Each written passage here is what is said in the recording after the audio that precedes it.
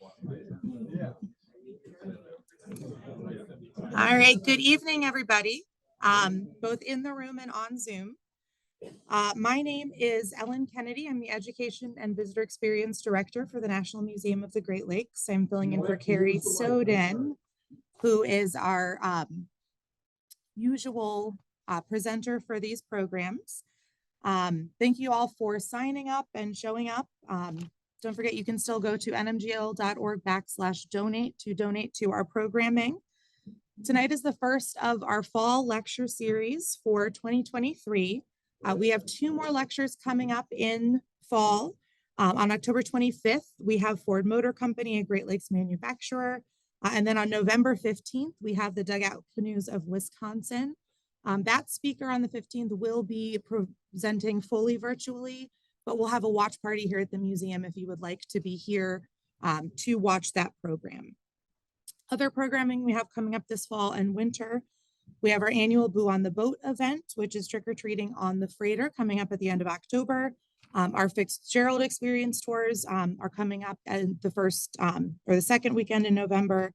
And then our Christmas tree ship event is coming up again in December, on December 2nd.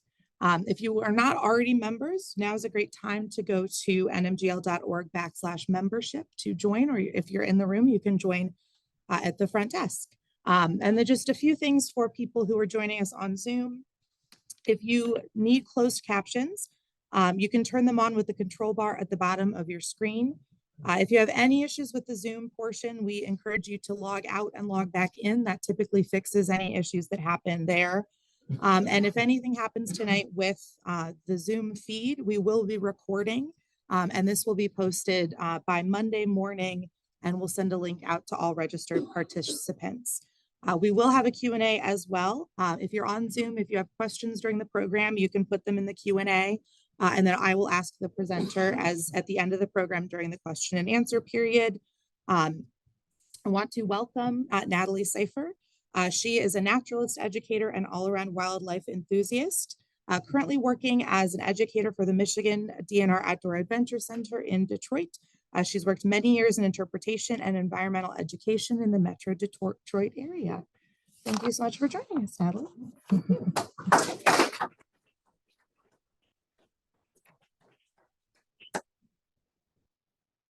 Hi, good evening, everybody.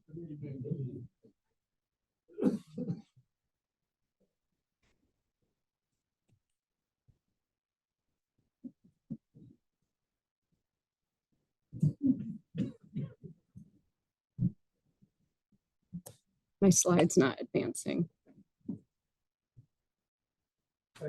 Sorry. We love it and we hate it. I used these buttons here and it didn't do anything. Might have to use the little button. Okay. Yeah. Because of the screen share, it's going to be okay, difficult. there we go. How's that look? That looks better, huh? All right.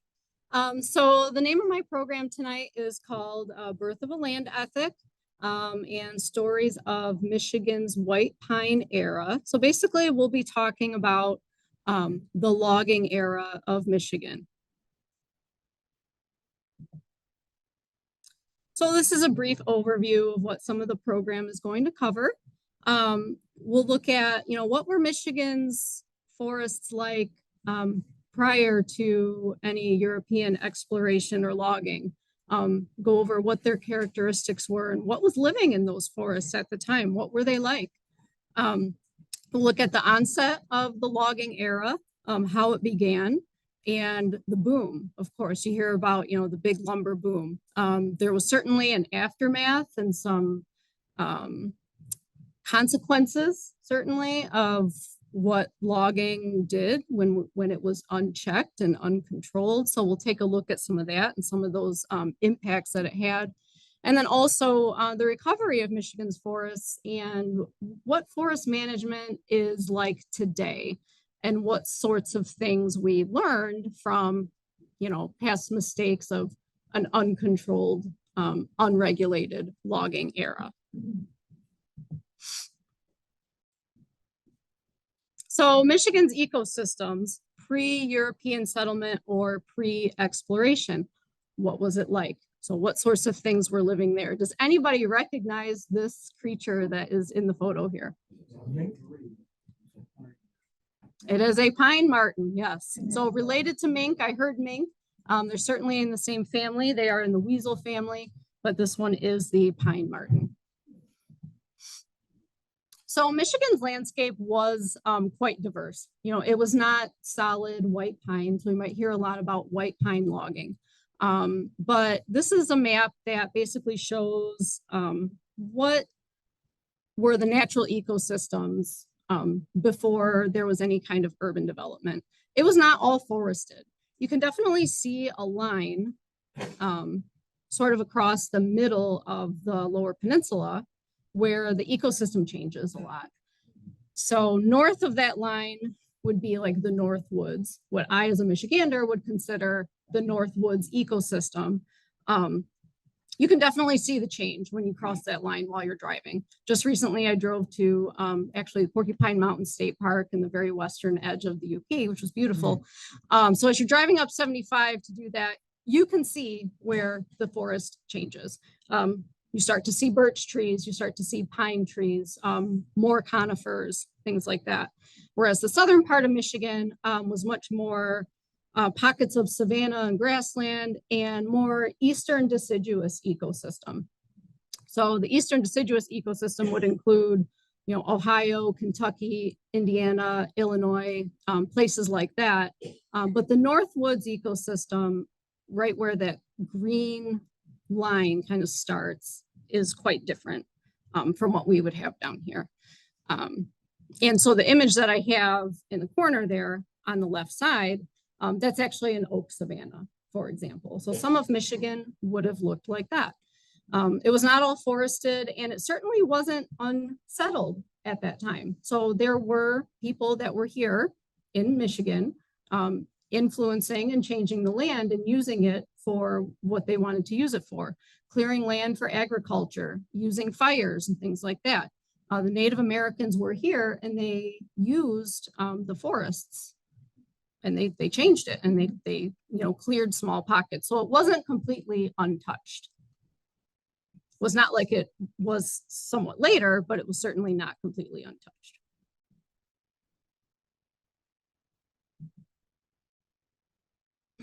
So during this time, there were the General Land Office survey. So the government, federal government, had basically a lot of land that it was looking to sell during that time. So there were surveys that were conducted. Originally, there was a survey system called Meets and Bounds, which basically used kind of informal markers that were not necessarily permanent to mark places, you know, to survey the land. So you might use things like, you know, a tree stump on this corner or the riverbank here. But the problem with that is that those things fall, they move, they change. So that's not necessarily a concrete system for surveying. So then after that was developed the township and range system, which is still used today. So there was heavy surveying that was done at that time by folks called landlookers that took very, very, very, very detailed notes about what the land in Michigan consisted of. And if you look at the image there of our state, sorry, my state, there's the principal meridian down the center, and then across the bottom would be the baseline. And why did I throw that picture in there? Does anybody know? What is the connection? Yeah, so that's Eminem there, and he's riding in the bus looking out the window of a very famous movie, or in a very famous movie, 8 Mile, right? So the baseline in Michigan is actually 8 Mile Road. So sometimes in certain parts of Michigan, as it runs through, it's actually called Baseline Road, and other times it's called 8 Mile. Just a fun little connection there. So like I mentioned, these surveys were very, very detailed. They would write descriptions of the land surface, rolling, broken, or hilly, what the soil was like, different types of trees that were there. There's an image there of, what a notebook actually looked like at that time. Descriptions of rivers, creeks, and smaller streams, lakes, ponds, minerals, ores, settlements, roads, any kinds of trails or anything like that. The picture that you see in the top left, I believe, is actually that intersection of the Meridian and Baseline. I don't know if anybody in this room has been to that park. It's actually a state park. I think it's called Meridian Baseline State Park. And that's the intersection of those lines there. You can actually visit it. It is a state park in Lansing.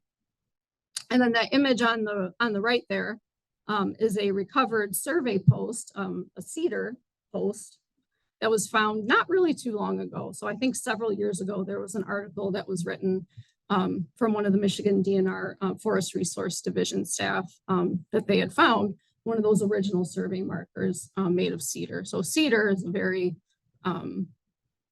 durable wood. So during this time, there was a lot of data that was gathered, a lot of information about what was in the state of Michigan.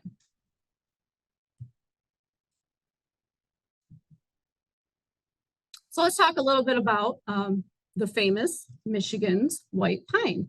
This is our state tree in Michigan. What is the state tree in Ohio? I'm curious.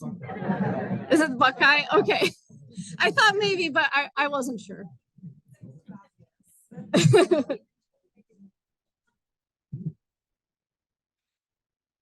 So some of the characteristics of the white pine. I'm going to hold up a couple of branches here in a second that I brought with me, but we'll go over the basic characteristics first. So what did these surveyors see when they went to these grand white pine forests? It's really not like anything that I think any of us in this room could ever imagine seeing in the Great Lakes region. So we're talking trees that were 120 to 170 feet tall, which would be 8.5 to 9-story building in height. I can't imagine looking at a forest of trees that tall, and 3 to 5 feet in diameter. So for everybody in the room, I'm 5 feet tall. Sorry for those in the back who can't quite see my entire face, but I'm about 5 feet tall. So if you imagine me as the diameter of a tree, that's a wide tree. I don't know how many people in this room it would take to hug a 5-foot diameter tree. I've never seen a tree in Michigan with a diameter like that, for sure. A lot of these pines were clear of branches for like 3/4 of their height. So if you think of like convenience for logging and sawing, that's a long, straight trunk. So this tree had some characteristics that sort of lended itself to logging. And these forests were described as cathedral-like. So again, not really anything that I've ever seen before in my life in Michigan.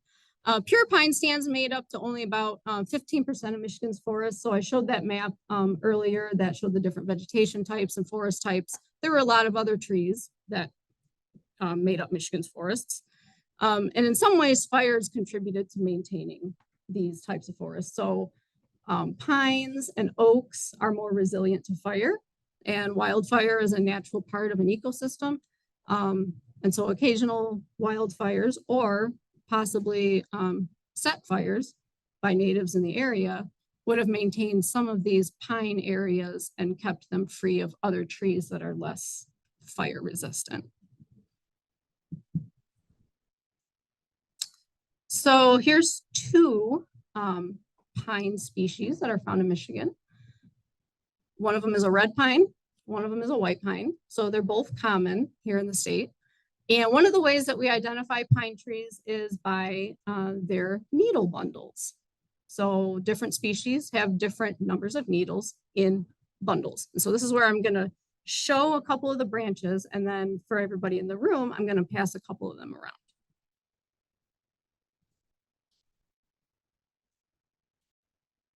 So I did bring some samples of red pine and white pine. And so I'm going to pass these around. Oh, I know. I'll pass them around. Yep. Yep. You'll see them. I'm also showing for folks on the screen. So once I pass these around, if you could take a look at how many bundles or how many needles are in the bundle. I'm gonna start over here.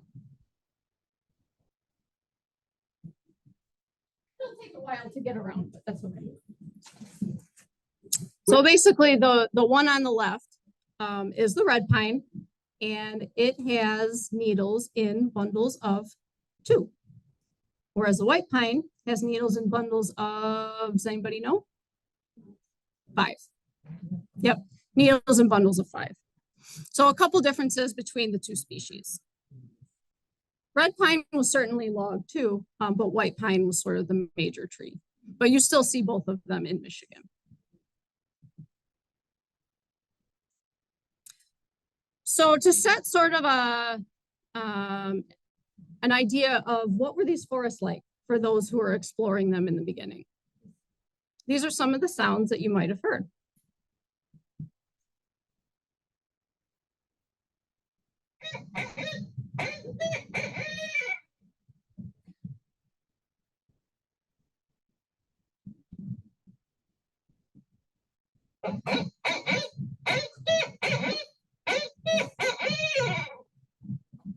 So I couldn't do a program without throwing in some birds because I love Michigan's birds. So barred owl would be a bird of the northern forests. That's something that you may have heard in those forests. I don't know if we have any birders in the room. So another sound that you would have heard. So that first one was the barn owl? Bard. Bard. Bard. Yep.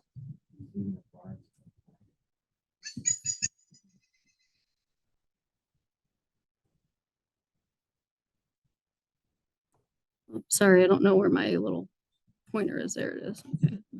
So, does anybody know that one? Pileated woodpecker. Yep. Another bird of the northern forests. Okay, a couple more here.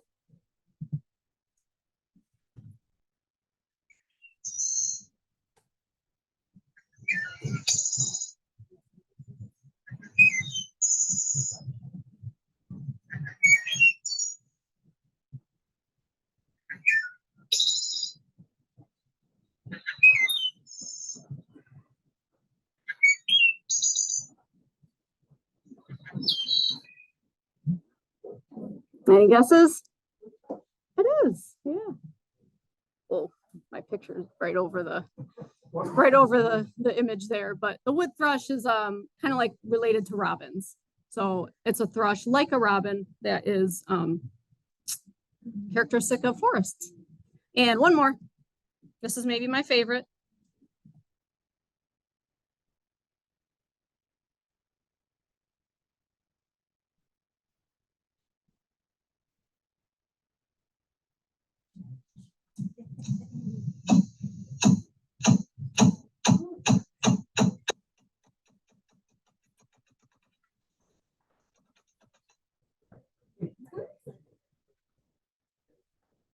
I think I heard it. Yeah, ruffed grouse.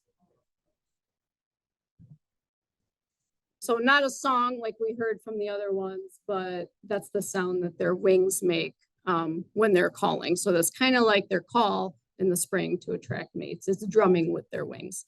So these are just characteristic of the northern forest. These are like some of your classic bird species. So what kinds of mammals would you have heard or seen? Oh, the last bird was ruffed grouse. Yep, ruffed grouse. And I actually have a ruffed grouse feathers that I will pass around as well.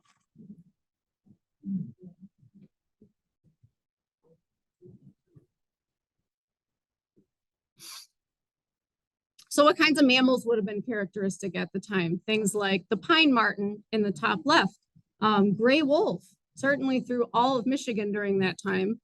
How about moose? I can't imagine seeing moose in the lower peninsula. They're not here anymore. So not here in the lower peninsula. They're in the upper peninsula, but not in the lower peninsula of Michigan. And also bobcat. So just some more characteristic animals of the forest at that time. So basically it was once these once these surveys were done and it was known, the green gold is what it's called in Michigan, and what was available for logging, it was a race to buy land. Does anybody know what year Michigan became a state? 1837. Yep. So it became a state in 1837. And at that time, the government owned a lot of land and it had a lot of land to sell. And there were land offices at this time that were set up in cities like Detroit, Monroe, Kalamazoo, and Flint, basically for the purpose of purchasing and selling land.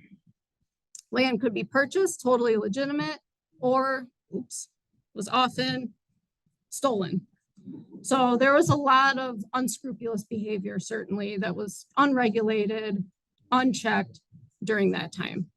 So of the 500 million board feet of pine shipped from eastern Wisconsin and northern Michigan between 1844 and 1854, probably up to 90% was actually stolen.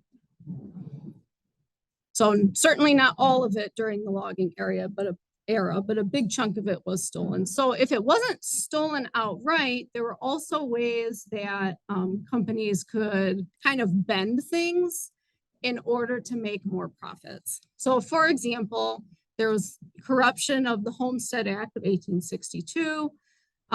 So I think it was you could purchase like 160 acres of land for a good price, as long as you put up some sort of crude structure or something, a structure with 2 windows, minimum of 2 windows, and you could call it a homestead.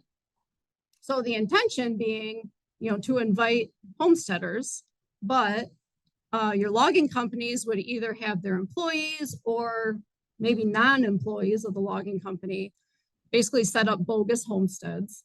So purchase the land for cheap. Maybe they put up a structure, maybe they didn't, maybe just a simple crude structure to say, yeah, this is a homestead. And then they would log the land. And then also there was another tactic called the round 40. So a logging company might purchase 40 acres of land, but basically instruct their employees to harvest everything that was around it. So calling it the round 40 acres. So the worst that would happen is if they were caught harvesting where they shouldn't, maybe they would have to buy those parcels of land. And it was really just claimed then that, well, this was a misunderstanding between, the logging employees and the foreman and things like that. So they were instructed to do that though. Basically any way that they could make more profit from the logging, it was done. And there wasn't much regulation to keep it in check. So some of the homes that came up during that era here in Michigan, so you hear about lumber barons and their homes and maybe hotels. So the top left image is a lumber baron home in Muskegon, Michigan, which is right on Lake Michigan. The photo next to that, upper right, is actually a hotel in Manistee, Michigan. Also on Lake Michigan, but a little bit farther north. I did have the opportunity to stay there several years ago. It's beautiful. If you ever get the opportunity to go into Manistee, it's very nice. Home on the lower left is also from Muskegon, Michigan. And then the one in the lower corner in the right is actually the Whitney Hotel or hotel and restaurant in Detroit. So certainly you can see some of these homes still that were built during the logging era.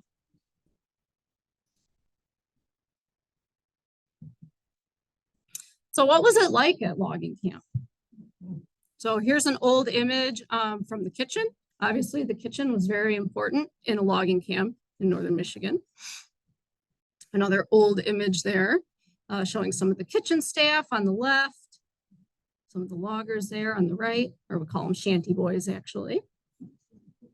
So it was pretty rough living, as you can imagine.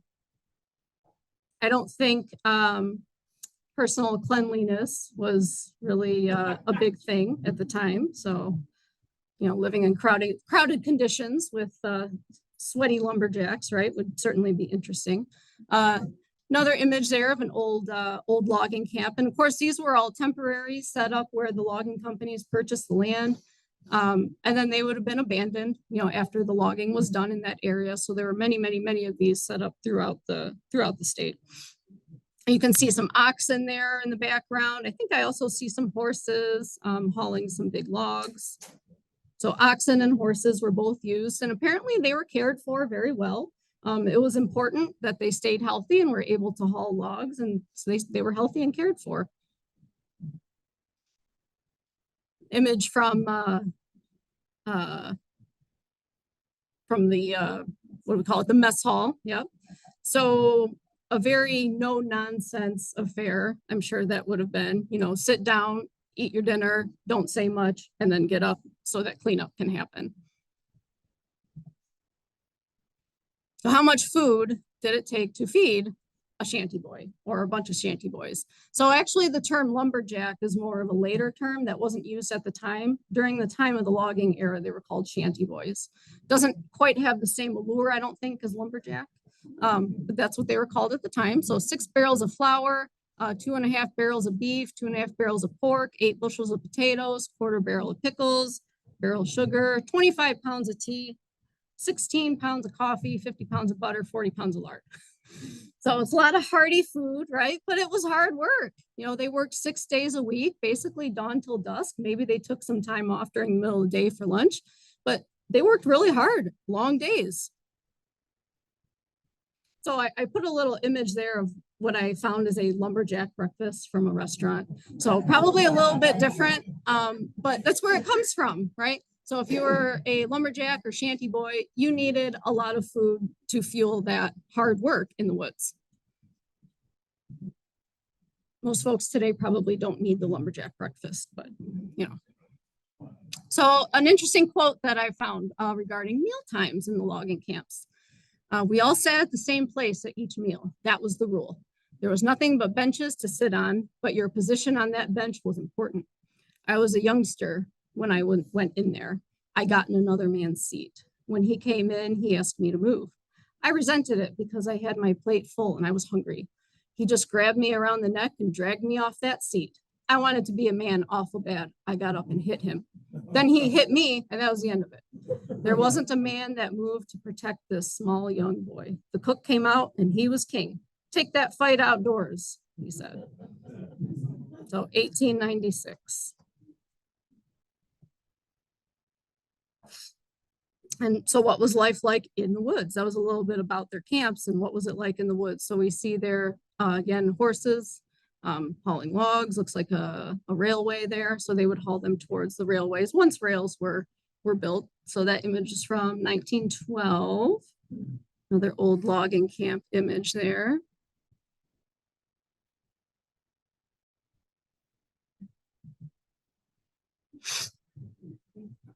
So tools would have began with axes, as you see there, but then eventually also, oops, I skipped one there. Sorry, my mouse pad is really sensitive. And then also there was the 2-man cross-cut saw, which improved safety and efficiency. Also apparently helped to clear sawdust out of the cut in the wood. So better safety, better efficiency, but certainly still really hard work. Not like the equipment that's used today for logging.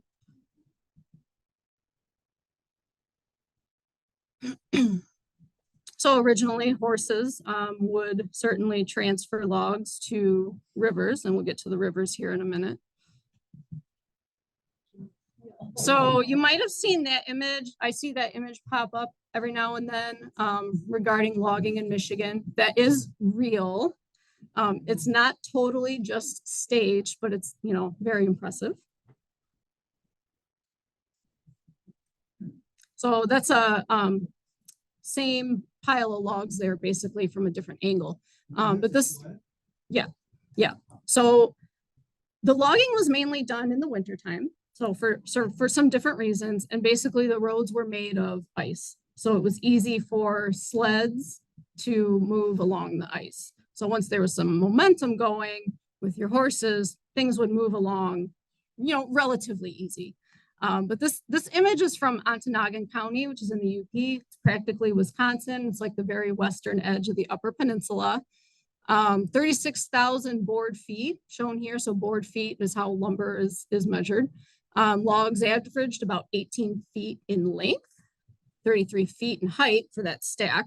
144 tons, those poor horses. I was like, oh, that's a lot of work. But, you know, the sleigh on the ice, I guess it moves pretty well. And they did actually haul that load about a quarter mile to the Ontonagon River. And that load was actually destined for the lumber camp display at the 1893 Chicago World's Fair, where there was a display about the lumber industry in Michigan. So there was like a logging camp that was set up there at the, for the fair, and actual shanty boys, you know, dressed in what they would wear and eating the food that they would eat, basically to showcase the logging industry that was happening at that time in Michigan. This would be a more typical load. And once railways were developed, the horses would carry the logs to a railway, and then the railway would then deliver them to a nearby river.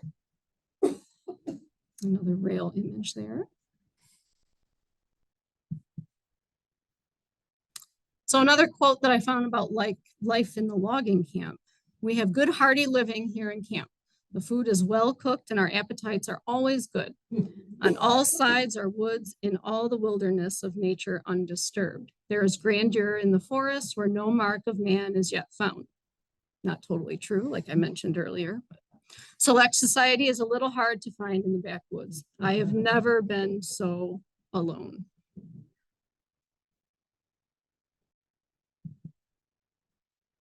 So I mentioned that the logs would be carried to riverbanks. And so this is a typical scene of one of those rivers where logs were transported to. So some different reasons that logging was done in the wintertime. It's easier to move through a forest in the winter. I don't know if you've ever walked through a forest not on a trail, because there are obviously no trails at that time, right? It's a lot easier to walk through a forest when there's a trail that's already made for you. And when there aren't any trails, it's much easier in the winter because you don't have the thick undergrowth. It's also less buggy. So if you've ever been in the Upper Peninsula in June, black flies, mosquitoes, okay, that would be terrible. So it was more comfortable for that reason, probably cooler, probably get pretty hot in the summer doing that kind of work. But also it made transportation of the logs easier to get to the riverbanks. And once the snow melted in the spring, when you had the spring thaw, your stacked logs along the riverbank would fall into the river. And that's how they would be ultimately transported to whatever sawmill would be on that river system. And so there's actually guys standing on those logs there.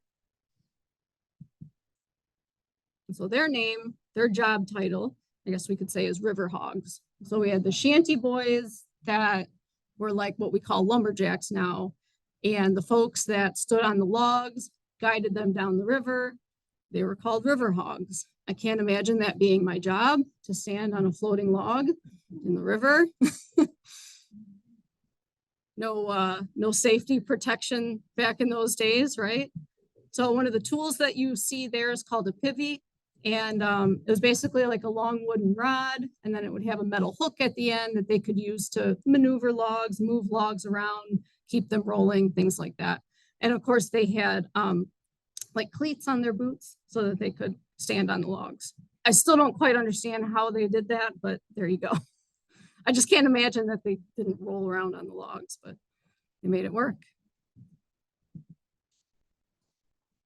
So a few of the rivers that were important in the logging industry. The most important would have been the Saginaw Valley area, Saginaw River, Saginaw Bay. So no less than 112 sawmills between Saginaw and the river's mouth at Bay City. That's a lot of sawmills in a very short period of time, or a very short distance. These mills were fed by approximately 800 camps, 25,000 loggers. And so that river system there, let's see, 6 rivers feeding into the Saginaw River, basically provided like an optimal opportunity for transporting logs to those sawmills. A couple of other important rivers in the logging industry are the Muskegon River So I mentioned a couple of those old homes from the lumber barons that you can see now in Muskegon. Again, lakes that, Rivermouth opens up to, Rivermouth opening up into the Great Lakes there. So a lot of your sawmills were right there on the lakes. Again, Manistee River. Manistee, I mentioned, was an important town. That was where that hotel was in the photo that I showed a little bit ago. On the east side of the state, also the El Sable River was an important one. I don't think I have that on a map here, but the El Sable was a big one too. So occasionally that kind of stuff would happen. So that would be like a big log jam there. I'm not sure which river this is. That's a lot of logs though. And there are actually people in this image. Kind of hard to see. Oh, yeah. And then all the way back there. So it gives you an idea of the size and scale of the river and the logs when you can see how large the people are, how small actually they are in that image. So imagine what kind of destruction also happened to river systems, right? So we know that the uncontrolled logging had impacts on the forest. There are also impacts on river ecosystems as well.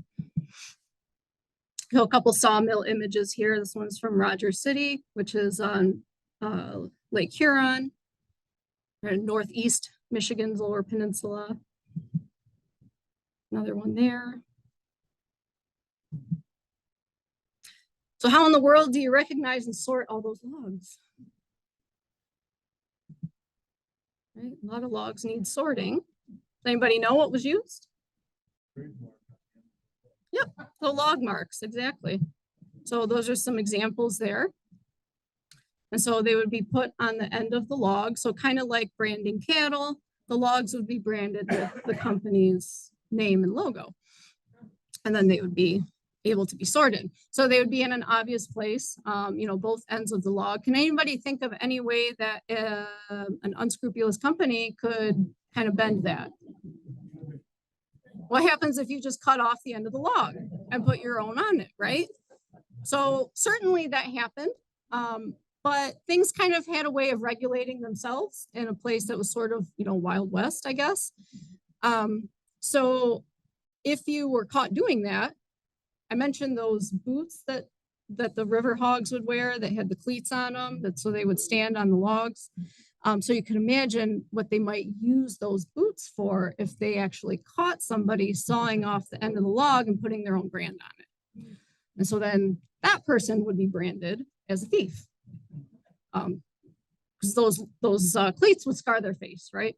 So kind of had a way of working itself out where you would take a really, really big risk if you were going to steal those logs and put your own brand on it. So I'm sure it happened, but maybe not as much as we think it could have. So I mentioned, how were river ecosystems impacted? So these are some of the species that were deeply impacted. There are, of course, many, many, many more. But just a few examples here, there's animals that depend 100% on river ecosystems. So the one in the upper left there, river otter, upper right being beaver. Does anybody know the species that's on the bottom, the fish? Grayling, yeah. So there's actually a town in northern Michigan called Grayling, and it's named after the fish. However, they went extinct from Michigan after that time. So physical changes to the river, changes to their spawning areas, things like that, impacted and eventually caused them to be extirpated from Michigan.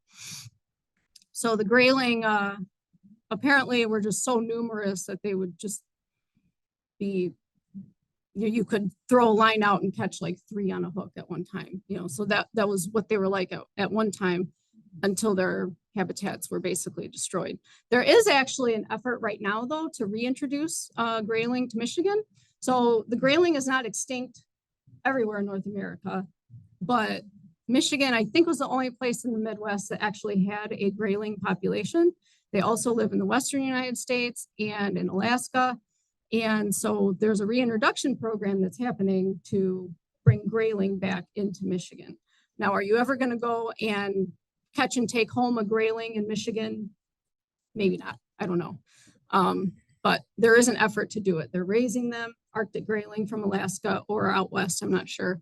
And they're going to be carefully reintroducing them into Michigan's rivers. So it'd be great to have a grayling population again in Grayling, Michigan. They're beautiful fish. So of course, what happened to these wildlife species that we mentioned before? You know, the woods would have gone quiet. You wouldn't have heard these types of things after the logging area or during the peak of the logging era. And again, these kinds of things would have disappeared. So pine marten, just like the grayling, were extirpated from the lower peninsula due to loss of habitat. And we know that wolves are not in the lower peninsula anymore. Different reasons maybe for that as well. But all of these would have disappeared from the North Woods. Moose, bobcat. And this is kind of one of the scenes that would have been left behind. So this is what we would call a cutover forest. You can see the roots there that aren't hanging on to much soil anymore. If you don't have living roots, they can't hang on to soil. You have erosion over time that can't sustain itself or regrow, of course. That one's not so bad, but that one's pretty bad. So that was kind of the scene that was left throughout a lot of Michigan, most of Michigan. And of course, if you leave that kind of stuff behind, you basically got big piles of tinder that easily catches fire. And there were a lot of fires throughout Michigan and Wisconsin, Chicago. You know, people were killed.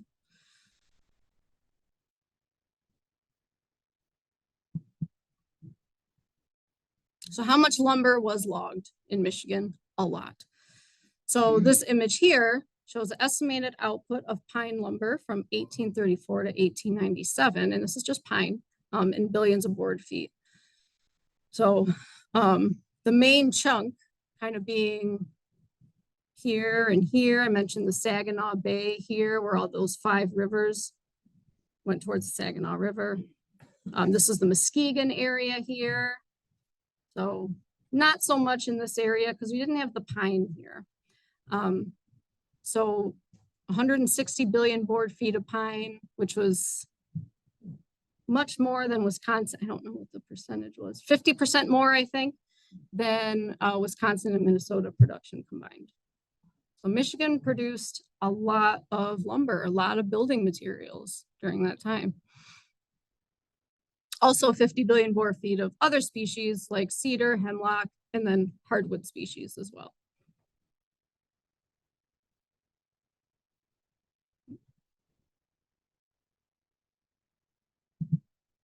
So if you took that total and you made an imaginary stack, it'd be something like this: 10 feet wide, 10 feet high, and 33,295 miles long. I calculated that, divided that by 500 miles, which is basically the drive from Detroit to Porcupine Mountains Wilderness State Park, which is the very western tip of the Upper Peninsula, from what you can see in that image. And that would be 66 drives from Detroit to the very western tip of the Upper Peninsula. That would be the miles. So not 66 there and back, but maybe 33 there and back. So that would be the distance. 33,000 miles, that's what it looks like. So there were concerned people, of course. There was a lot of money to be made, profits to be made. This industry certainly built a lot of things in Michigan. So, I mean, was it all bad? No. You know, Michigan provided a lot of lumber at a relatively low cost for building at that time. But, you know, people were wondering, well, how can this be sustained? Of course, some folks did have that kind of foresight. So in 1887, the state legislature created an independent forestry commission, which held its first convention in Grand Rapids. And this was a good summary of the sentiment that some folks were having at that time.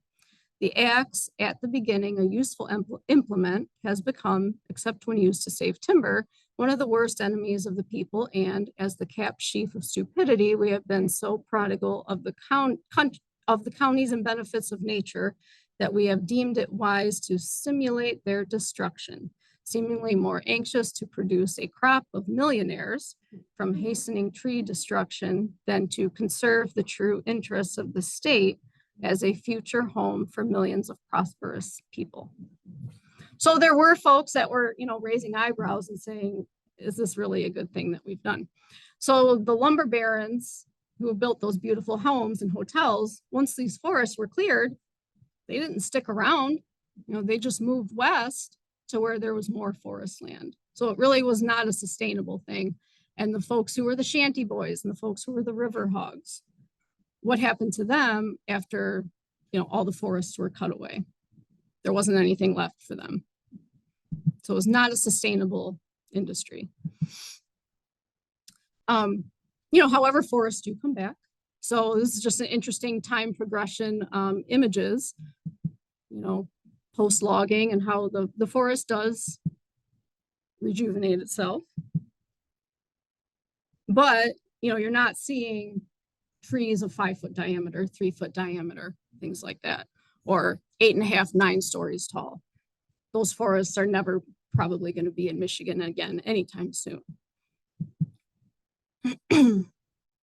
However, we do see other species that have taken over more open areas. So cutting the landscape has created more diverse ecosystems in some areas. And some of these species here, they were able to take advantage of a niche, clearing a forest. So things like white-tailed deer, red-tailed hawk, barn swallows, cottontail rabbits, other species did move into those areas. So it wasn't 100% bad for all of the wildlife in Michigan.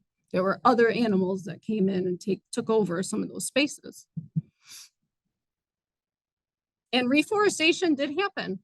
So the Civilian Conservation Corps actually replanted a lot of Michigan's forests. They made a huge contribution to reforestation. Camps were set up in formerly forested lands throughout Michigan for tree planting, forest fire protection, improving forest land, building recreational facilities, creating new roads. So that bill was signed in by FDR in 1933. And it was, a lot of what we still see today in Michigan's parks and other parks in other states were put in place by the CCC. You can still see these structures around, and they contributed to the reforestation of Michigan. So I think the CCC employed the highest number in Michigan because there was such a need for reforestation because all of the logging that took place. My cursor disappeared again. There it is. So you might still see buildings like the one on the top right there, constructed by the CCC. There's some work being done there in the lower right. And they planted a lot of pine plantations. So you might even see these still today. Planted pines in neat little rows like that. So what have we learned from past mistakes, right? So how is forestry done today and how has it changed? So we currently embrace a philosophy or a science or an art, however you want to describe it, called silviculture, which is basically the art of forestry. It's defined as the art of forest culture based on physical and biological sciences for the spiritual and material welfare of humankind. So basically in practice, it would apply knowledge of forest ecology using technical procedures and knowledge gained from experience over time of the individuals doing the forest management to shape a tract of land to meet the objectives of the landowner. Landowners' objectives might be different. They may want to use their land for making money. They may want to have a certain tree species logged from their land, or maybe they're more interested in managing it for wildlife. So it depends on what the objectives of the landowner are. And this is a more typical logging scene in today's logging practices. So things that a forester would do would be tending a forest to create what you want that forest to be, whatever the objectives are. So they might do some thinning of undesirable species. So cutting and pruning of maybe species that they don't want to favor, so that there's more resources available for the species of tree that they do want to grow. So maybe they're clearing out shrubs and things like that, creates more water, soil, sunlight for your desirable species, like maybe pine, red pine, white pine, birch, whatever's desired. And also prescribed burning is used. So after the destructive wildfires that I briefly mentioned, there was a big sentiment of all forest fires are bad. But we know that that's not really true. And you probably hear a lot about that in the news today with our destructive forests that happen still. So periodical, low burning, controlled wildfires actually maintain healthier forests. And they can thin out species that are not tolerant of fire. So it's still used as a tool, whether it's for habitat management or for forestry. And so what happens at that time is basically a release of things that are suppressed, species that are suppressed by the undesirable species. So then other tree species that you want to favor are allowed the resources to thrive after a prescribed fire. Maybe they release more seeds, or seedlings and saplings are able to grow better after that, after a nice fresh layer of ash on the ground. Actually provides lots of nutrients. And natural reproduction methods of the trees themselves are also used. So clear cutting is certainly still done. It might not look as appealing. Sometimes seeing a clear cut tract of forest is kind of jarring, right? But it is certainly still done. And as long as you leave forest around it, you'll have new things sprouting up in that clear cut. So you'll have herbaceous species, you'll have forest succession taking place, and eventually that forest will replace itself. So clear cutting is certainly still done. There's something called the seed tree method, where select large mature trees that you want to continue reproducing are left behind so that they can seed the area. So maybe you leave, I don't know, 10, 20 trees per acre or something like that to continue to provide seed to that area after it's harvested. The shelter wood method is kind of an extension of the seed tree method. So instead of just leaving one tree scattered here and there throughout, basically you leave more. So the shelter wood method is actually what's pictured here. So this is a picture I took from DNR Forest Resources Division. And what you're seeing there is shelter wood method of forest management. So things were harvested, trees were harvested from the understory, but there's a lot left behind to reseed and keep the forest healthy and sustainable. The selection method there is would be clearing a certain chunk of whatever is there and then rotating that over time. So clearing several acres at one time, harvesting that, letting that grow in, and maybe 15, 20 years later, harvesting another area and rotating that throughout your tract of land to create a sustainable harvest. So principles like this are put in place now to avoid what happened in the past. And I want to end with one of my favorite quotes from Aldo Leopold.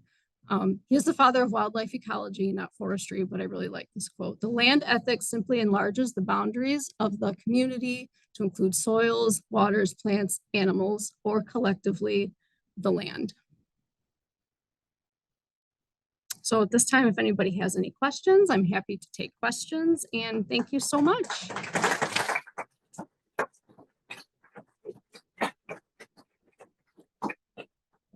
And please feel free to come up and see some of the things that I have on the table. Yeah. As they reforesting, do they put in monoculture forest or mixed trees that they become more natural? So the question was, with reforestation, do we do monoculture, which would be a single tree species, or a more natural reforestation? And I suppose it would depend on what method you're using and what your objective is. So the CCC reforestation was probably monoculture. So I showed the image of the planted pines there. So I believe that they planted mostly red pine in their reforestation efforts. But I believe the goal, and it depends on the objective, but the goal would be to have a more diverse and resilient forest. So it's not just monoculture. It may favor certain tree species. So if you want to manage your land for white pine logging, you might have more white pines than other species, but a diversity would be welcomed. Yeah. How big is the logging industry in Michigan now? Is it mostly dimension lumber or pulp or both? Is it mostly what was the Dimension question? lumber or pulpwood or both? I guess I don't know. I don't know much about the current logging industry and what the products are.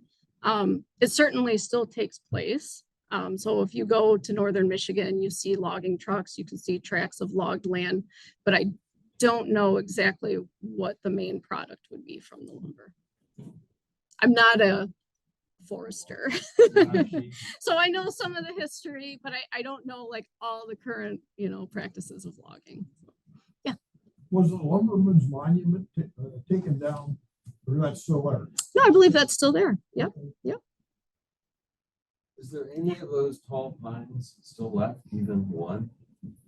So there's a couple places in northern Michigan that are still actually virgin white pine. One of them is Hartwick pines, which is in the Grayling area actually.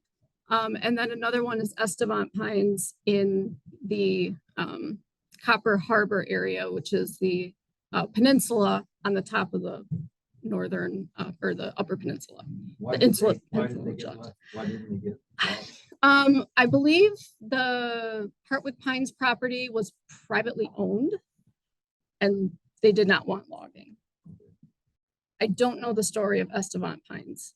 So there are still though a couple areas where you can see undisturbed pine forest. However, some of that is being replaced by other species as well. So you have a lot of maple and beech that grows in those forests too. So it's not only pines. So it's not like you still don't see those, 8.5, 9-story tall pines, because a lot of the other more shade tolerant species sort of overtook the pines over time because they grow under the shade of the pines, if that makes sense. So it's not a pure pine stand, even in the unlogged I areas. suppose those trees didn't last forever anyway. Right. Yeah. Trees fall over, they die, they get wind struck, creates openings in the forest. So sure, they don't live forever. Yeah. What is the estimated age, would you say, of a 5-foot man?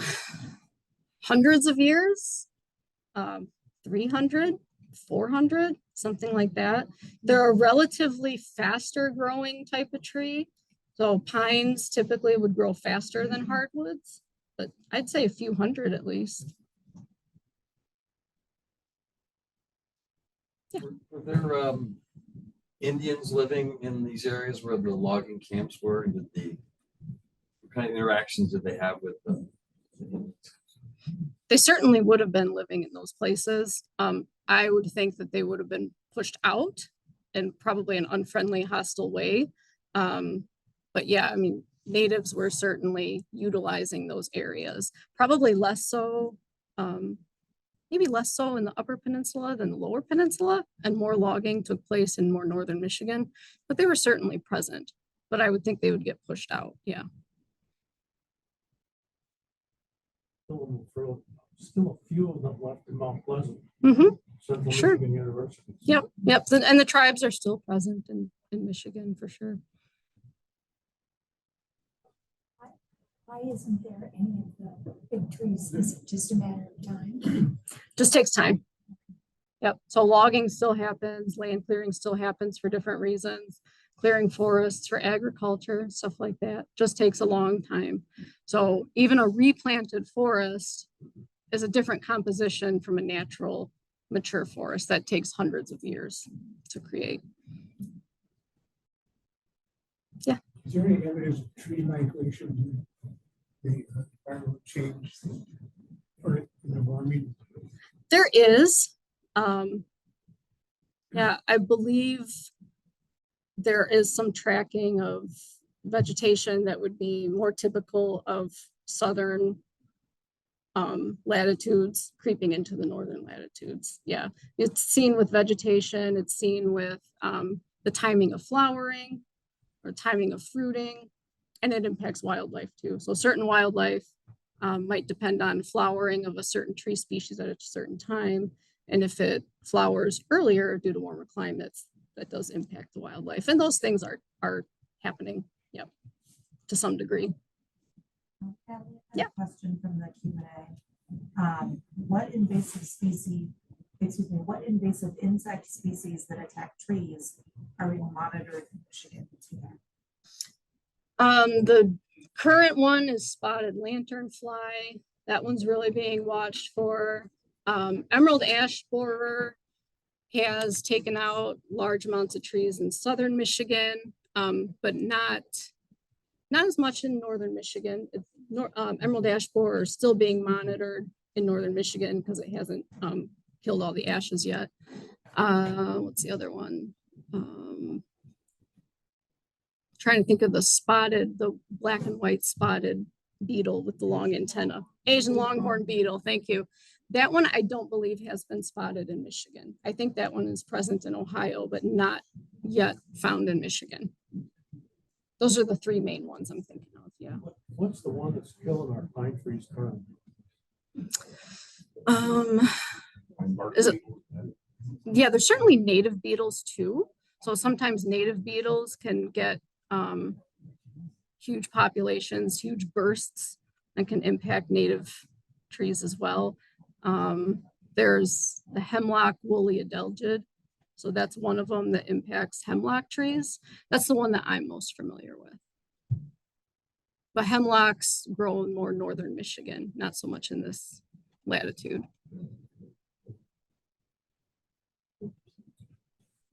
Yeah. In the back, yep. This is more of a comment than Yeah. a question. About a year ago, I read a book about a woman forester up in Canada. And she came in as entry level with the Canadian Forestry Service. I know that's not the name of it. And she came to realize that monoculture was not a good idea. And well, you know, being an entry level person, they don't really listen to her much. And anyways, somehow she scrambled around and she got some grants. To make long story short, it took her about 25 years and they started listening to her. And then she decided she needed to reach more people. So she got her advanced degree. And I think she ended up in Washington State. So I just admire people with their perseverance. And she wasn't mad or angry. She just said, I'm just going to keep on. Yeah. And she was right. Yeah. Yeah, monoculture is really not sustainable. So yes, yep, much more resilient if it's more diverse. Absolutely. So yes. Referring back to Heartland Pine State Park. Yeah.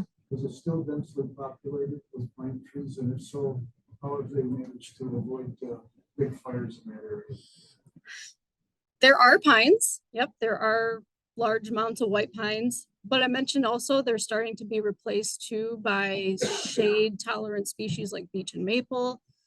You know, DNR monitors and manages to reduce wildfires. They probably do some prescribed burns in the area to keep that tinder from building up. But I guess, you know, the same way that they would be managed throughout other parts of Michigan, just, you know, monitoring, early detection, things like that. I was there 40 years ago, and it was so dense with the pines that there was no growth on the ground. The sunshine didn't get through the denseness of it. I just wondered if it's still the same. Yeah, it is. And that's where the shade tolerant species can get an advantage. So when you have an opening in forest land, things that thrive on sunlight get the advantage. But there's select species that grow in the shade, like the beech and the maple. So that's like I was saying, some of the heavily pine forested areas are being replaced by the shade tolerant beeches and maples that are able to grow under the shade of the pines. So it's probably, I would think, a little bit more of a diverse looking forest than you might have seen 40 years ago. Because there's not forest management that's done in Heartwood Pines to keep it as a pine forest. So succession would dictate that over time, the Heartwood Pines aren't necessarily going to be a pine forest anymore, unless there's an opening that might happen naturally. Yep. Yeah. Where was this picture taken on here? And was that ever forested? I don't know where that picture was taken. I have no idea. I'm sorry. That might Lake of the Clouds. I'll bet it is Lake of the Clouds, actually. Yeah, so Lake of the Clouds is Porcupine Mountain State Park, Ontonagon County. Very tip of the Upper Peninsula, Western Upper Peninsula. It's funny because I saw Lake of the Clouds like last week, but it didn't quite look like that because I was taking my photo from higher up and the color change was beautiful. Yeah. So much, Natalie. All right. Thank you, everybody.